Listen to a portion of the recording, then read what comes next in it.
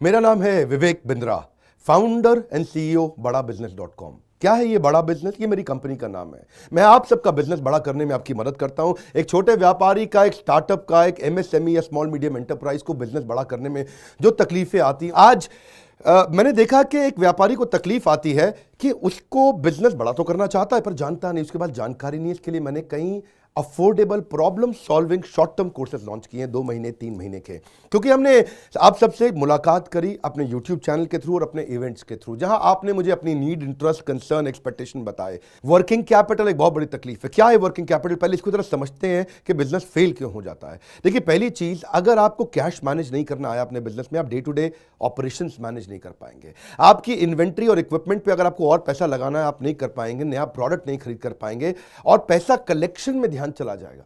यार पैसा आया नहीं, उधारी चला गया, पैसा कैसे निकाल करके लाऊं, सेल्स कैसे बढ़ानी है, इससे ध्यान हट करके पैसे की कमी पे ध्यान ज़्यादा चला जाएगा। थोड़ा सा भी एक साइक्लिकल या थोड़ा सा भी सीजनल या एक सिचुएशनल इंपैक्ट आया ना आपके बिजनेस पे, एक दर्दनाक मौत के चलते आपका बिजनेस बंद हो जाएगा, पेनफुल डेथ हो जाएगी। कभी कभार एक बड़ी ग्रोथ अपॉर्चुनिटी आती है, लेकिन आपको फाइनेंस हैंडल करना नहीं आया था ठीक ढंग से, उसके कारण एक बड़ी ग्रोथ अपॉर्चुनिटी आप मिस कर जाते हैं। ट्रेड डिस्काउंट्स आपको नहीं मिलते, कैश हाथ में रहना चाहिए।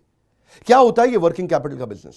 देखिए, ये ऐसा बिजनेस है, ये एक ऐसी स्ट्रैटेजी अगर आप सीख गए तो पीछे से आने वाले सप्लायर के पैसे पे ही आप बिजनेस कर जाएंगे। आपको अपना पैसा ही नहीं लगाना पड़ेगा, चाहे आप प्रोडक्ट में है या सर्विस में है। कैश मैनेज करना आना चाहिए, नहीं तो आपकी फाइनेंशियल रेपुटेशन खत्म हो जाएगी, और हो सकता है कि जिनको आपने उधार देना है वो एनसीएलटी जाके आपका वाइंडिंग अप पटिशन डाल के धंधे को खत्म कर देंगे। अब वर्किंग कैपिटल के अलावा कुछ टेक्नोलॉजी की समझ बहुत जरूरी है। एक दुकानदार को भी हम चाहते हैं कि वो अपने बिजनेस को ऑटोमेट करना सीखे। क्या होता है ऑटोमेशन बिजनेस का?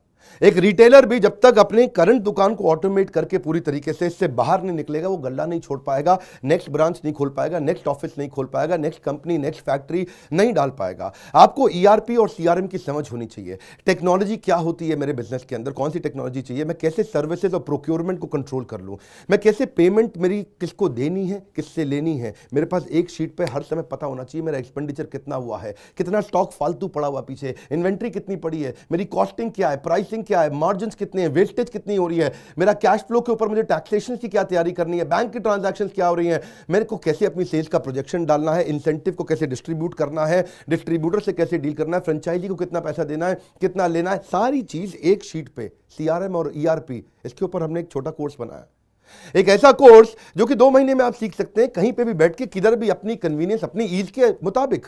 अभी तक मैंने आपको 2 कोर्स समझाए थे, एक वर्किंग कैपिटल और एक ईआरपी और सीआरएम। अब एक और है, फाइनेंस फॉर नॉन फाइनेंस। आप में से कई व्यापारी है जिन्होंने चार्टर्ड अकाउंटेंसी नहीं करी है, जो एमबीए नहीं है फाइनेंस के अंदर। और जब आपने एमबीए फाइनेंस पढ़ा ही नहीं, चार्टर्ड अकाउंटेंसी पढ़ी नहीं, तो आपको बेसिक चीजें हैं। देखिए, फाइनेंस के अंदर 3 चीजें आनी जरूरी है। एक है कि आपको पीएनएल अकाउंट समझ में आना चाहिए, आपका प्रॉफिट एंड लॉस अकाउंट क्या है, आप रोज कितना प्रॉफिट कर रहे हैं, पिछले महीने कितना प्रॉफिट किया, एग्जैक्टली आपको नहीं पता होगा। मैं जितने व्यापारियों से मिलता हूं ना, मैं उनसे पूछता हूं एग्जैक्टली पिछले महीने का आना पाई प्रॉफिट मुझको एक लाइन में बता दो कितना था, उनको मालूम नहीं रहता है। दूसरी चीज, बैलेंस शीट समझ में नहीं आती कि बैलेंस शीट बनती कैसे, समझनी कैसे, उसका मेरी बिजनेस में क्या इंपैक्ट है। और तीसरी चीज, cash flow statement. Profit and loss अलग होता है, कैश फ्लो स्टेटमेंट अलग होता है। कैश फ्लो हो सकता है आपके बुक्स में प्रॉफिट हो लेकिन हाथ में कैश ना हो सकता है आपके हाथ में कैश हो लेकिन बुक्स में प्रॉफिट ना हो। ये दोनों बिल्कुल अलग अलग चीजें हैं। तो आपको profit and loss account, balance sheet और कैश फ्लो स्टेटमेंट, ये तीनों क्या आपको समझनी जरूरी है? अरे हर व्यापारी को समझनी जरूरी है। आपको, आपके लिए हमने इस प्रोग्राम को बनाया जिससे आप अपनी कॉस्ट ऑफ बोरोइंग को समझ सकते हो कि मार्केट से जो पैसा ले रहे हो वो कितने रुपए का पड़ रहा है, उसका बिजनेस पे कितना इंपैक्ट आ रहा है। अगर आपकी कॉस्टिंग ठीक नहीं है, प्राइसिंग कभी ठीक नहीं हो सकती। कॉस्टिंग क्या होती है?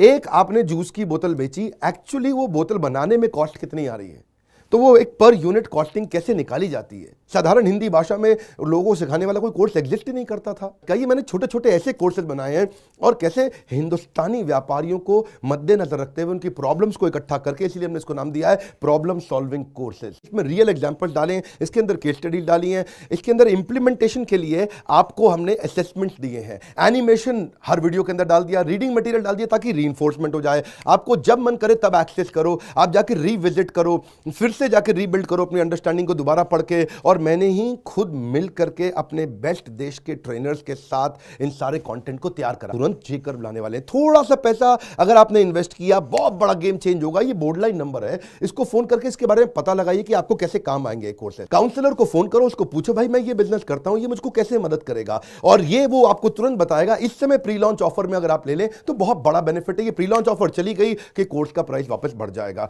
मैं आपको फिर से सुझाव दे रहा हूं, सफलता को डिले मत करो।